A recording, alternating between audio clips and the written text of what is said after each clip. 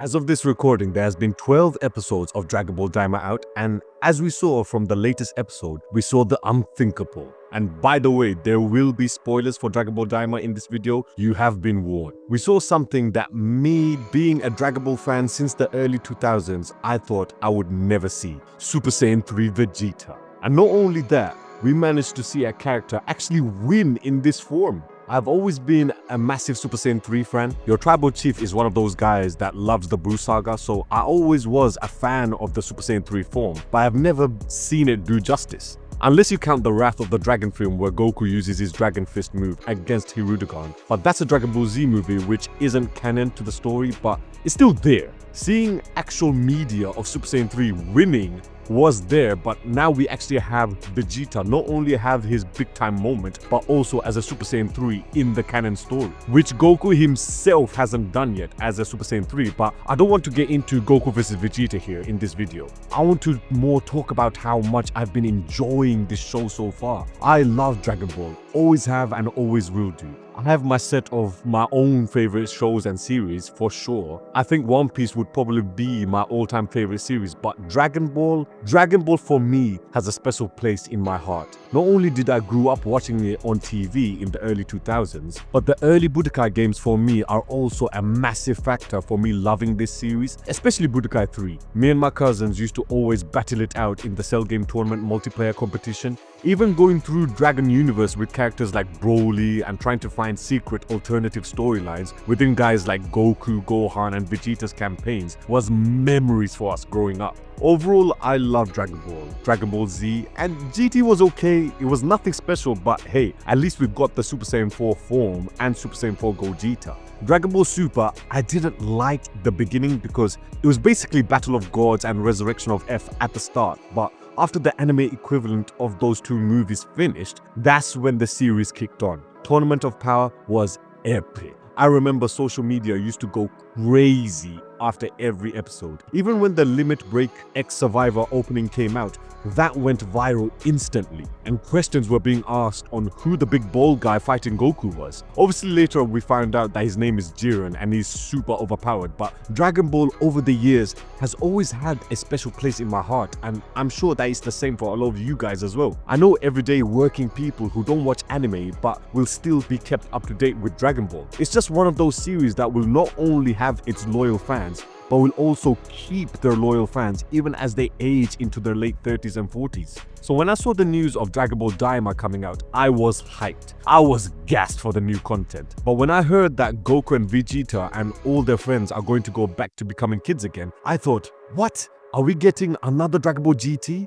Naturally, I had a bit of fear that the show is going to be too kiddie and aimed for basically kids now. Dragon Ball will always have its loyal older generation fan base, but I just assumed, okay, now in the modern 2024 internet age, Dragon Ball is trying to get to the younger audience who may not have that history with Dragon Ball. Guys who were born in the 90s were fortunate enough to grow up with Dragon Ball on the TV, but kids nowadays won't know that backstory and history behind Dragon Ball, even though Dragon Ball Super was out during the 2010s, and now anime is more or less mainstream. Back in the late 90s and early 2000s, yes, we did have anime in the West, but there were only a few that managed to capture the audience here. Even One Piece couldn't capture the audience here in the West, and that's my favorite series. Dragon Ball and Pokemon were the big two standing out and really captured the fans in the West. These two shows, with their art style and their quote-unquote anime-esque presentation, opened the doors for other shows like Yu-Gi-Oh!, Beyblade, Digimon and Sailor Moon to get big.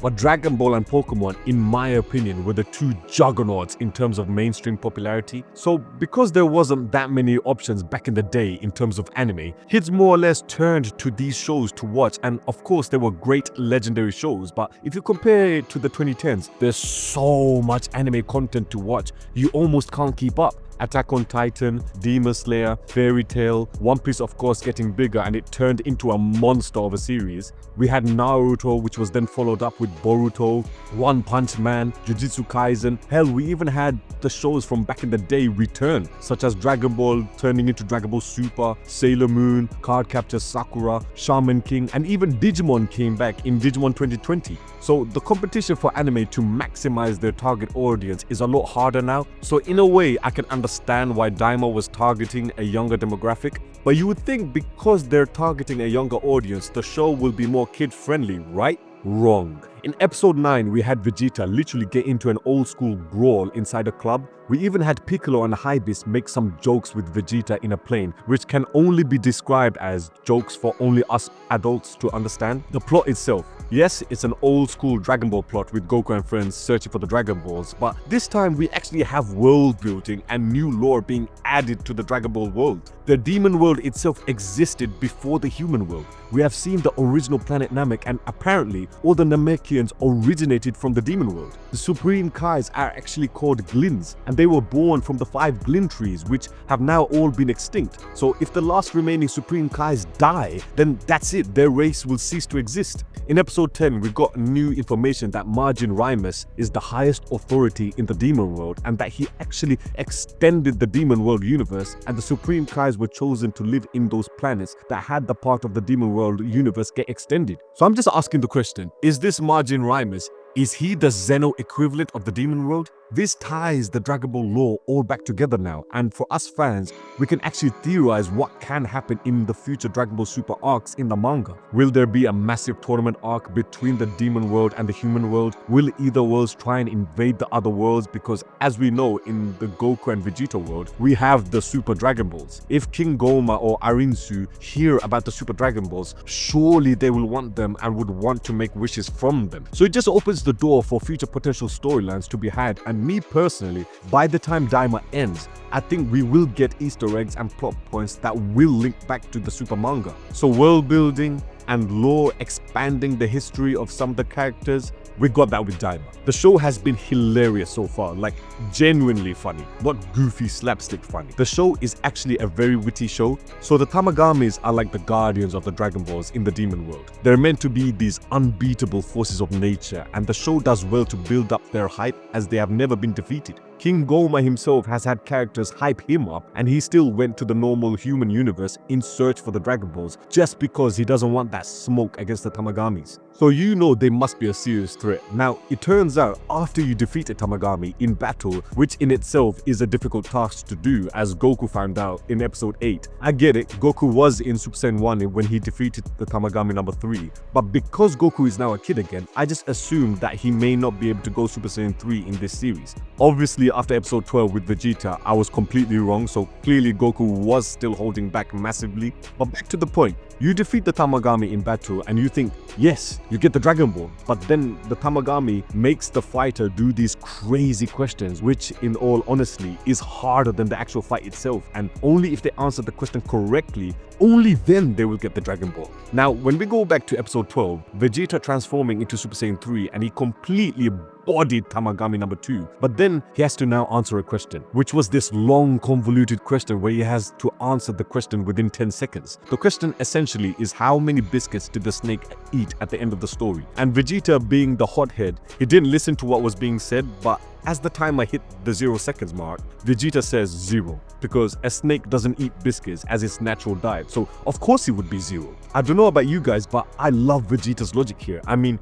it's true, snakes don't eat biscuits. Why would they? They wouldn't even be able to crunch the biscuits to eat the chocolate or raisins or whatever toppings the biscuit would have. But yeah, for me, I couldn't stop laughing at this moment. Goku himself has also been hilarious. He actually admitted that he wasn't there for his kids when they were growing up to Pansy, so the humor isn't just childish jokes, there's actual banter in this show. The fight scenes have been fun to watch as well, as the obvious standout is, in my opinion, is Super Saiyan 3 Vegeta against Tamagami number 2. I don't know about you guys, but I love it when one of the heroes becomes so overpowered for the enemy. It's like when Super Vegeta was fighting Buhan. Vegeta was way too overpowered for him, and it was fun seeing enemies like Buhan struggle against our heroes. It's the iconic folded arms whilst delivering devastating dropkicks. That's when you know that the villain is finished in this episode. Goku vs Tamagami number 3 was fun, as we saw the classic beam struggle, which is always a nice throwback to the original Dragon Ball Z. Even Majin Buu vs Tamagami 1 was fun to watch. It had its comedy elements with Buu wanting chocolate but was getting dominated at that specific point in the fight. We had Buu learning how to use Ki Blast and ended up blasting his own face with his own Ki Blast. We had the typical Majin Buu style shenanigans with Majin Buu's head wrapping around Tamagami number 1's sword and then headbutting him, doing some major damage damage there. The animation has been stunning, especially the big attacks like the Kamehameha and the Gallic gun.